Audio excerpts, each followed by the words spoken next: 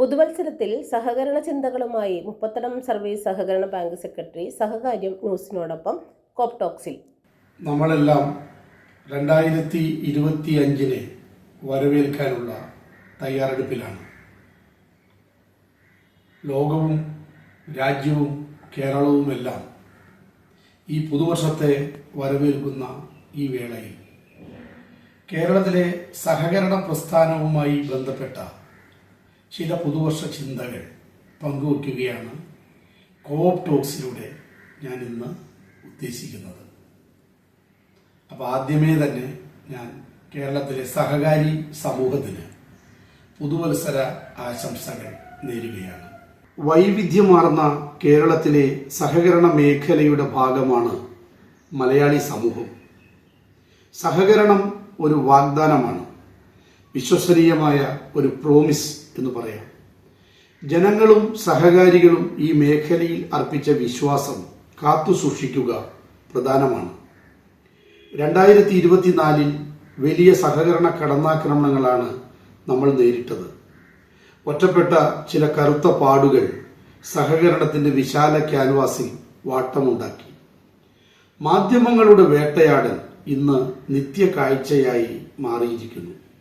ചെറിയ പിഴവുകൾ പോലും പർവ്വതീകരിക്കപ്പെടുകയും അന്തിച്ചർച്ചകൾക്ക് വിഷയമാവുകയും ചെയ്യുന്ന സമകാലികതയിൽ തങ്ങൾ കൈകാര്യം ചെയ്യുന്ന ഓരോ സഹകരണ സ്ഥാപനവും കണ്ണിലെ കൃഷ്ണമണി പോലെ കാത്തുസൂക്ഷിക്കും എന്നതാകട്ടെ ഈ വർഷത്തെ നമ്മുടെ സഹകരണ പ്രതിജ്ഞ.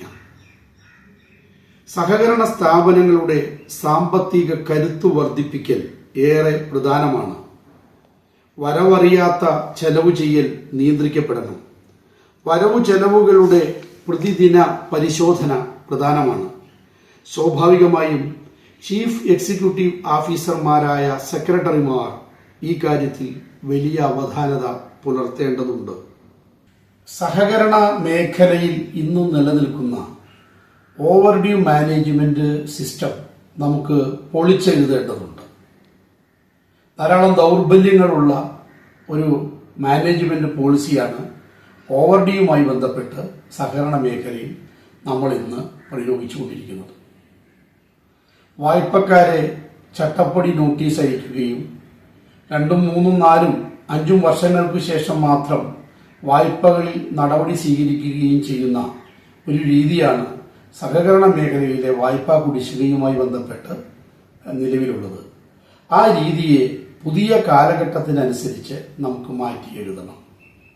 നാം കുടിശ്ശികക്കാരായ വായ്പക്കാർക്ക് നോട്ടീസ് അയക്കാനും ആർബിട്രേഷൻ നടപടികൾ സ്വീകരിക്കാനും വൈകുന്നത് മൂലം യഥാർത്ഥത്തിൽ നമ്മൾ ആ സഹകാരിയെയോ ആ കുടുംബത്തെയോ സഹായിക്കുകയല്ല ചെയ്യുന്നത്, വലിയ കടക്കെണിയിലേക്ക് നമ്മൾ അവരെ തള്ളിവിടുകയാണ് ചെയ്യുന്നത് എന്ന് പറയുന്ന ഒരു യാഥാർത്ഥ്യ ബോധം നമ്മളിൽ ഓരോരുത്തരിലും ഉണ്ടാവട്ടെ.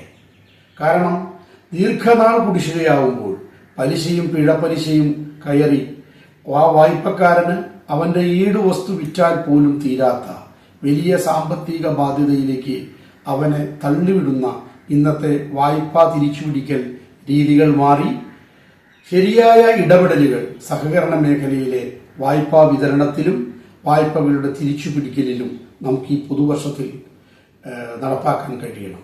മറ്റൊന്ന്, വാല്യൂഷനെ അടിസ്ഥാനമാക്കിയുള്ള ഒരു വായ്പാ വിതരണമാണ് ഇന്ന് സഹകരണ മേഖലയിൽ നിലനിൽക്കുന്നത് എങ്കിൽ പുതുവർഷം റീപേയിങ് കപ്പാസിറ്റിയെ ഏറ്റവും പ്രധാന മാനദണ്ഡമാക്കുന്ന ഒരു വായ്പാ നയത്തിലേക്ക് കേരളത്തിലെ സഹകരണ മേഖല മാറണം എന്നാണ് വായ്പയുമായി ബന്ധപ്പെട്ടും കുടിശ്ശികയുമായി ബന്ധപ്പെട്ടും ഈ പുതുവർഷത്തിൽ എനിക്ക് നിങ്ങളോട് പറയാനുള്ള ഒരു കാര്യം.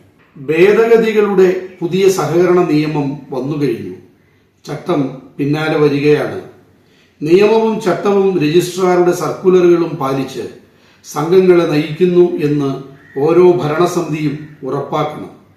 ജനകീയ സമ്മർദ്ദങ്ങളിൽ നടത്തുന്ന പല വിട്ടുവീഴ്ചകളും സംഘങ്ങളുടെ സാമ്പത്തിക ശരീരത്തെ ദുർബലമാക്കുന്നുണ്ട്. കൃത്യമായ ഇടപെടൽ, പ്രൊഫഷണൽ മാനേജ്മെന്റ്, നടത്തിയ പ്രവർത്തനങ്ങളിൽ റിവ്യൂ സിസ്റ്റം ഇവയെല്ലാം ഓരോ സ്ഥാപനവും ഉറപ്പുവരുത്തേണ്ട സംഗതിയാണ്. സ്ഥാപനങ്ങളുടെ നടത്തിപ്പിൽ ജീവനക്കാരുടെ സംഭാവന വലിയ പ്രാധാന്യമുള്ളതാണ്.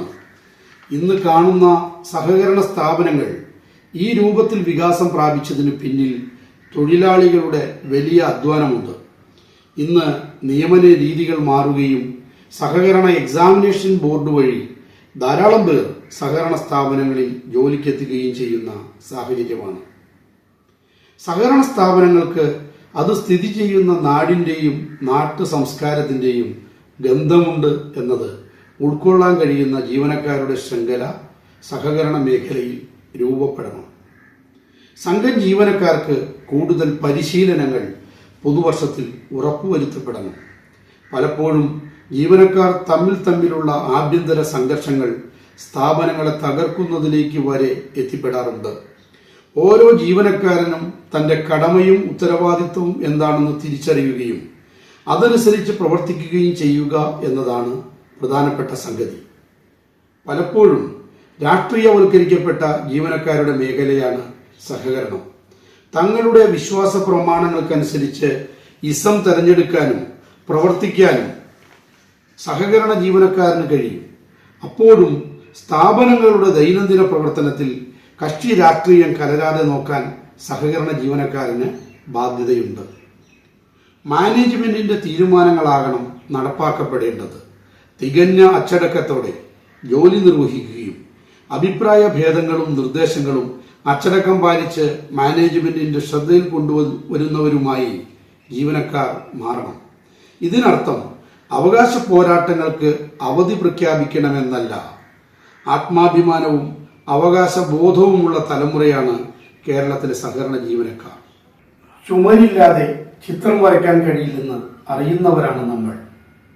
സംസ്ഥാനത്തെ സഹകരണ മേഖലയുടെ പൊതുവായ സംരക്ഷണത്തിൽ ഇടപെടുന്നതിനോടൊപ്പം തന്നെ ഓരോ ജീവനക്കാരനും അവനവന്റെ സഹകരണ സ്ഥാപനത്തിന്റെ സാമ്പത്തിക സുരക്ഷയുടെ കാവലാളായി മാറട്ടെ എന്ന് ഈ പുതുവത്സര സമയത്ത് ഞാൻ എൻ്റെ സഹപ്രവർത്തകരായ സഹകരണ ജീവനക്കാരോടും കേരളത്തിൽ പുതിയ സഹകരണ ചിന്തകളുടെ രൂപപ്പെടൽ ഉള്ള ഒരു വർഷമായി പുതുവർഷം മാറട്ടെ എന്ന് കേരളത്തിലെ സഹകാരി സമൂഹത്തോടും ഏറ്റവും വിനയപൂർവ്വം അഭ്യർത്ഥിച്ചുകൊണ്ട് ഒരിക്കൽ കൂടി കേരളത്തിലെ മുഴുവൻ സഹകാരികൾക്കും പുതുവത്സര ആശംസകൾ നേരുകയാണ്.